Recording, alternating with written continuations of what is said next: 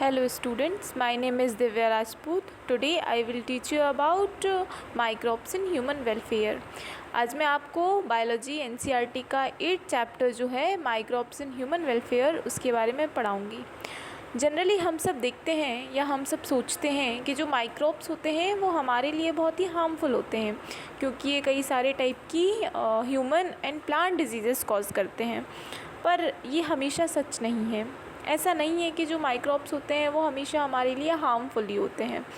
Microbes की कई सारी ऐसी एक्टिविटीज़ होते हैं, कई सारे उनके फंक्शंस होते हैं जो हमारे लिए बेनिफिशियल भी होते हैं, जिनका यूज़ करके हम कई सारे टाइप की प्रोडक्ट्स भी ऑब्टेन करते हैं। तो आज मैं आपको इन्हीं सब चीज़ों के बारे में बताऊंगी।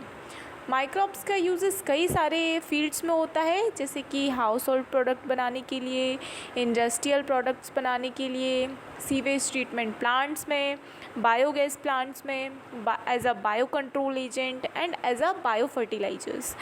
ये सारे सब पॉइंट्स हैं एनसीईआरटी के जो हम धीरे धीरे करके पढ़ेंगे। आज मैं आपको हाउस होल्ड प्रोडक्ट में माइक्रोब्स का क्या यूज़ेस है उसके बारे में बताऊँगी।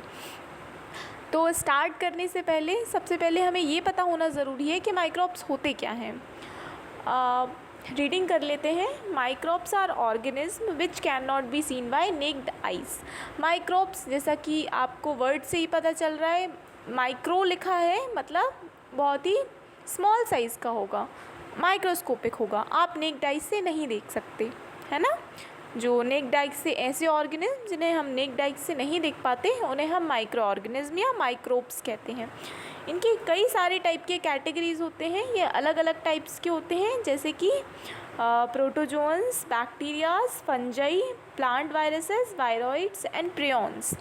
ये सारे माइक्रोब्स के टाइप्स हैं।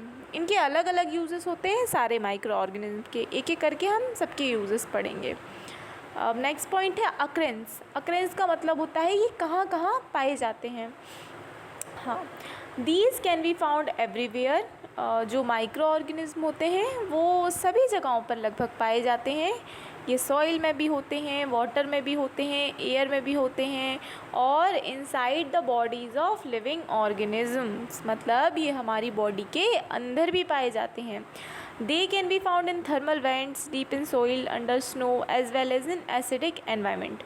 इसके साथ साथ ये थर्मल वेंट्स में भी पाए जा सकते हैं, सॉइल के नीचे भी पाए जाते हैं, स्नो एरियाज़ में भी, मतलब जो ग्लेशियर्स होते हैं, पोलर एरियाज़ जो है वहाँ पर भी पाए जाते हैं, और ये अंडर वेरी एसिडिक एनवायरनमेंट, ये एसिडिक एनवायरनमेंट में भी पाए जाते हैं। ठीक है, ओके। तो स्टार्ट करते हैं। हाउस होल्ड प्रोडक्ट्स में इनका क्या क्या यूजेस है। फर्स्ट जो प्रोडक्ट हम ऑब्टेन करते हैं माइक्रो ऑर्गेनिज्म से वो होता है कर्ड। आप सब जानते हो, हमने हमारे घरों में देखा है कि मिल्क को जब हम रेफ्रिजरेटर में नहीं रखते या उसको गर्म नहीं करते, उसको हीट नहीं देते, तो कुछ टाइम के बाद क्या होता है, वो कर्ड में कन्वर्ट हो जाता है। ऐसा क्यों होता है कि वो कर्ड में कन्वर्ट हो जाता है? उसका रीज़न ये है कि एक बैक्टीरिया होता है जिसका नाम होता है लैक्टोबैसिलस। ये जो मिल्क की जो मिल्क होता है ना उसको लैक्टिक एसिड में कन्वर्ट कर देता है, मिल्क में लैक्टिक एसिड प्रोड्यूस कर देता है, जिसकी वजह से जो मिल्क होता है वो कर्ड में कन्वर्ट हो जाता है। थोड़ी सी रीडिंग कर लेते हैं। Curd is formed by adding a small amount of curd to milk which act as a starter और inoculum। जो कर्ड होता है वो मिल्क में थोड़े से अमाउंट में कर्ड को ऐड करने से भी बनाया जा सकता है। ये जो इसमें जो हम कर्ड ऐड करते हैं वो एज अ स्टार्टर और एज अ इनोक्यूलम वर्क करता है। ओके, ये भी एक प्रोसेस होती है। इसके अलावा अगर हम मिल्क को हीट नहीं करते हैं बहुत लंबे समय तक तो भी वो कर्ड में कन्वर्ट हो जाता है, क्योंकि जो बैक्टीरिया होता है वो अपनी बैक्टीरियल प्रोसेस को स्टार्ट कर देता है मिल्क के अंदर। ठीक है, नेक्स्ट पॉइंट है लैक्टोबैसिलस या लैक्टिक एसिड बैक्टीरिया, जिसको शॉर्ट में LABP कहते हैं, present in starter, multiply at suitable temperature and convert milk into curd. Lactobacillus एसिटी इसका पूरा नाम होता है। जो लैक्टोबैसिलस बैक्टीरिया होता है उसको शॉर्ट में LABV कहते हैं। ये स्टार्टर जो होता है उसमें प्रेजेंट होता है और जब हम इसको ऐड करते हैं मिल्क के अंदर तो ये मल्टीप्लाई करता है सुटेबल टेम्परेचर पर और मिल्क को कर्ड में कन्वर्ट कर देता है। ओके, नेक्स्ट पॉइंट है acids release by LAB during the growth coagulate and partially digest milk protein casein. ठीक है, अब जो मिल्क होता है उसमें एक प्रोटीन होता है जिसका नाम कैसीन होता है। ये जो LAB बैक्टीरिया होता है जो स्टार्टर में प्रेजेंट होता है, इसको जब हम मिल्क में ऐड करते हैं तो ये मिल्क में ग्रोथ स्टार्ट कर देता है और कोगुलेशन स्टार्ट कर देता है, जिससे कि जो मिल्क होता है वो पार्शली डाइजेस्ट हो जाता है और जो प्रोटीन होता है कैसीन प्रोटीन उसको ये लैक्टिक एसिड में कन्वर्ट कर देता है। अब इसके कुछ बेनिफिट्स दिए हुए हैं, LAB के क्या क्या बेनिफिट्स हैं देख लेते हैं एक बार। इंक्रीज विटामिन B12 अमाउंट दस increasing nutrient quality of milk.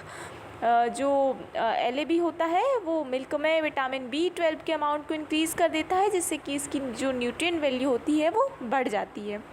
Check disease causing microbes in stomach. ये क्या करता है कि जो डिजीज़ कॉजिंग माइक्रोब्स होते हैं स्टमक में जो एंटर करते हैं फूड के थ्रू, उनकी ग्रोथ को चेक कर देता है, मतलब उनकी ग्रोथ को रोक देता है। या इसको इस तरीके से भी हम एक्सप्लेन कर सकते हैं कि ये इम्यूनिटी को इंक्रीज़ करता है, हमारी बॉडी के अंदर इम्यूनिटी को बढ़ाता है और माइक्रो ऑर्गेनिज्म जो डिजीज़ कॉजेज माइक्रो ऑर्गेनिज्म होते हैं उनकी ग्रोथ को चेक करता है। ओके, समझ में आया? हाँ, नेक्स्ट पॉइंट देखते हैं डो यहाँ पर बेसिकली ब्रेड डो की बात की गई है। इसमें देख लेते हैं क्या है। Dough is formed by fermentation by bacteria. एक बैक्टीरिया तो होता है जिसके फर्मेंटेशन से डो बनाया जाता है, ब्रेड का dough. Okay, bread is made by fermentation by Saccharomyces cerevisiae और commonly called as baker's yeast. Saccharomyces cerevisiae एक यीस्ट होता है जिसको हम बेकर्स यीस्ट भी कहते हैं। ये जब ब्रेड का जो डो होता है उसमें जब फर्मेंटेशन की प्रोसेस होती है तो ये फर्मेंटेशन की प्रोसेस जो होती है वो सैक्रोमाइसिस सेरेविसिया ही करता है। ठीक है, और इससे ये कन्वर्ट कर देता है उसको ब्रेड में। CO2 release during the process of fermentation give the puffy appearance to dough. जो सैक्रोमाइसिस सेरेविसिया होता है ये जब अपनी एक्टिविटी को करता है तो ये CO2 को रिलीज़ करता है। ये CO2 जब बाहर की तरफ निकलती है तो ये डो को पफ़ी अपीयरेंस देती है, जिसकी वजह से हम देखते हैं ना कि जो ब्रेड होता है वो हमें पफ़ी सा दिखाई देता है, बीच में पोर्स होते हैं, वो CO2 रिलीज़ होती है, उसी की वजह से होता है। It is use to make foods like idli dosa bread. ये जो प्रोसेस होती है वो इडली डोसा बनाने में भी यूज़ की जाती है। हम देखते हैं कि हमारे घरों में जब हम इडली या डोसा बनाते हैं तो हम कुछ टाइम पहले से ही उसको बैटर को बना के रख देते हैं और अगले दिन हम उसका यूज़ इडली या डोसा बनाने में करते हैं। ऐसा हम इसलिए करते हैं क्योंकि जो सैक्रोमाइसिस सेरेविसिया होता है वो अपनी प्रोसेस को कंटिन्यू रखता है उतने लंबे समय तक और उसके बाद जो है वो हमें फर्मेंट हुआ बैटर मिल जाता है जिसका यूज़ हम इडली और डोसा बनाने में करते हैं। ओके, मैंने यहाँ पे कुछ फिगर्स भी ऐड किए हैं, कुछ इमेजेस जहाँ पे आप देख सकते हो ये किस तरीके का होता है। ये ब्रेड का एक डो है जिसमें सैक्रोमाइसिस सेरेविसिया की प्रोसेस की वजह से CO2 जो रिलीज़ हुई है उसकी वजह से ये देखिए इसको पफी अपीयरेंस मिला है। ओके, नेक्स्ट पॉइंट है टोडी। टोडी एक ड्रिंक का नाम होता है जिसका यूज़ साउदर्न इंडिया में किया जाता है। इसका ये जो है वो पाम सेप से बनाई जाती है। पाम जो ट्री होता है ना उसका जो सेप होता है उसमें बैक्टीरियल एक्टिविटीज़ की वजह से ये टोडी बनाई जाती है। टोडी की भी मैंने कुछ इमेजेस यहाँ पे लगाई हैं, आप देख लीजिए। ये जो वाइट कलर का ड्रिंक आपको दिखाई दे रहा है something like milk, it is actually toddy. ये एक ट्रेडिशनल ड्रिंक होता है साउदर्न इंडिया का जिसको लोग पीने में यूज़ करते हैं। Okay, now we will study next point cheese. जो नेक्स्ट यूज़ हम करते हैं वो होता है चीज़ बनाना।